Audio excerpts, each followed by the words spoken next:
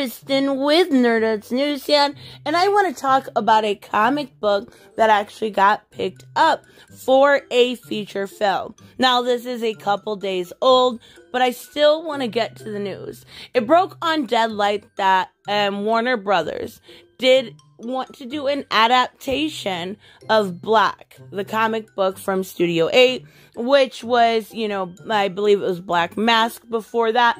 Let's just say, in a nutshell, we are going to talk about Kwanzaa. Not going to attempt the last name. I will butcher it. And talk about him, his comic book, and exactly what we can expect from this, and I don't know how to feel about this. Now, Kwanzaa Asefo, there I got it, and Tim Smith made this comic book quite a while back. It wasn't great. It wasn't even decent. It had literally no nuance to it, right? It was all white people are racist. It was an X-Men ripoff. It was these black characters, right? They could do no wrong. The black people in the story are the ones that had superpower. And in theory, that story could work. And it could work well. But here's the problem when you think about comic books. So when you think about comic books, think about the human body, right? And the writing, which was Kwanzaa's job, is the heart.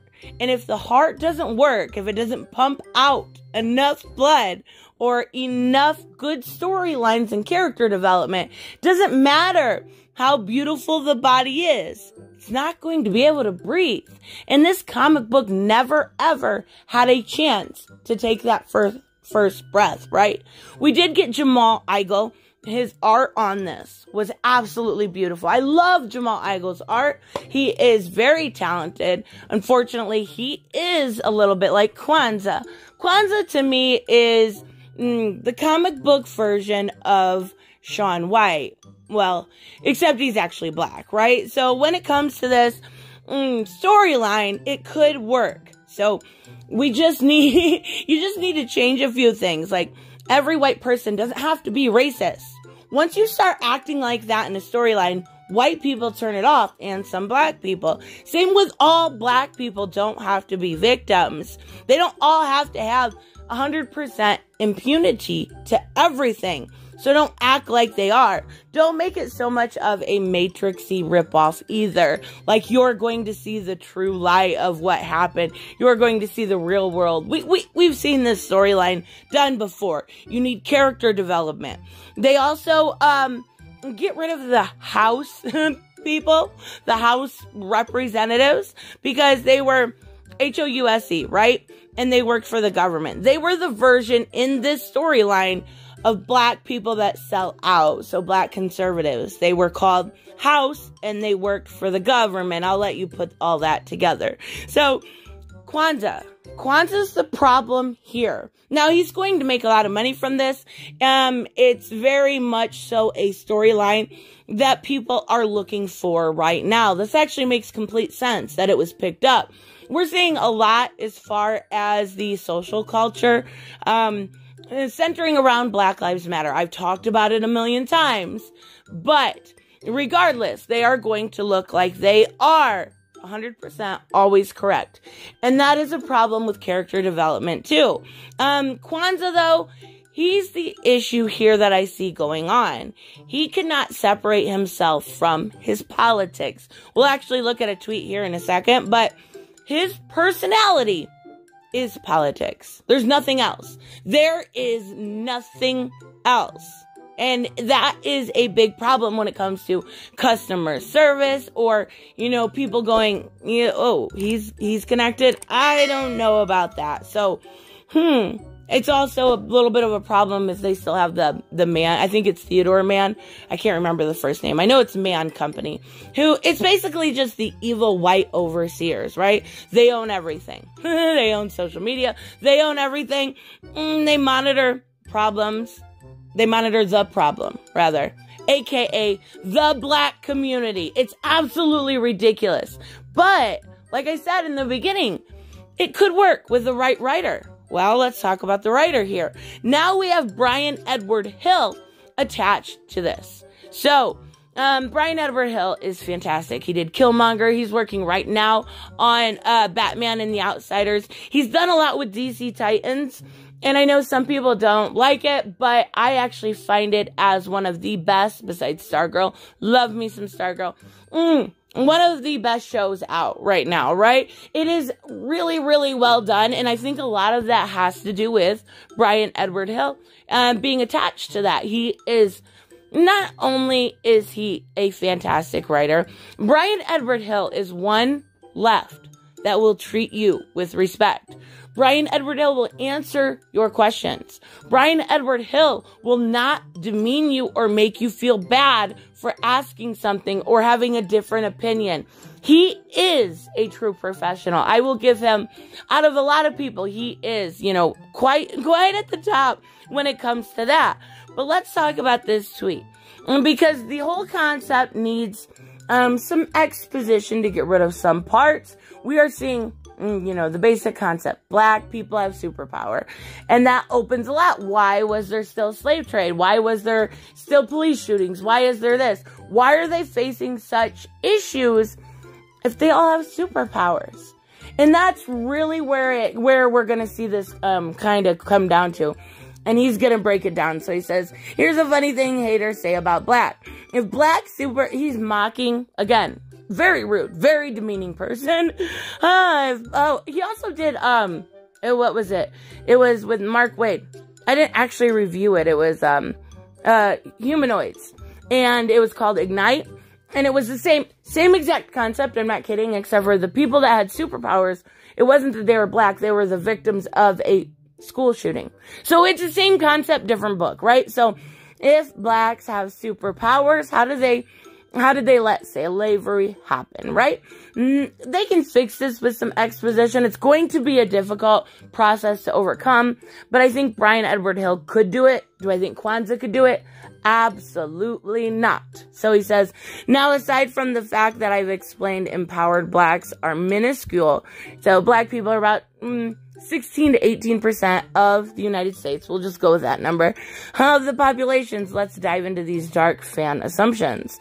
Comics set some readers up to think of power as absolute because heroes always manage to win.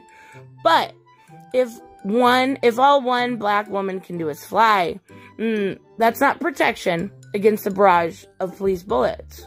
Here's the question, Kwanzaa. You're not doing a good job of changing this. Why didn't she fly away? Like, honestly. Really.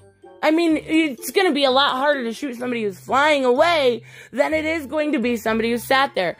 And here, it gets even deeper to where you give me no faith that this will be good. And walk with me, a 15th century African in the Congo who can manipulate water.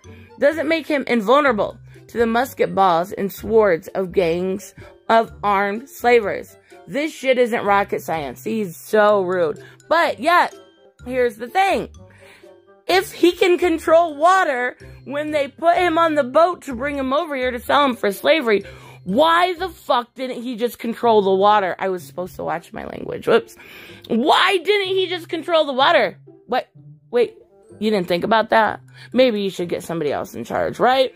Decades of seeing a rich white vigilante in a cape use gadgets to beat poor people's ass. And y'all goofy. Oh, it has y'all. Come on, English, buddy. It's absolute escapist fantasy that has some sort of character lives long, which is fine and enjoy it. That's the point. And the point is black is that regardless of superpowers, and because of racism, which exists, I understand that, but let's make the character the main focus, right? Maybe they can face some sort of adversity. Maybe they can do that. But you're telling me that they've had superpowers since before the 15th century, and there's still this huge problem. I think not, honey. Nobody's buying. Nobody is buying what you are selling. If you don't have the numbers, a few black kids shooting lasers out of their faces and jumping really high ain't making it come up. Okay, he can't write. Come up against the U.S. feds. Yes, it will. If the entire black population had superpowers, they could literally enslave the rest of the United States. Don't try to play that game with me. Now, in the comic book, it wasn't every single one. Every black person had the genetic makeup to have superpowers, but they all hadn't come into it yet, right?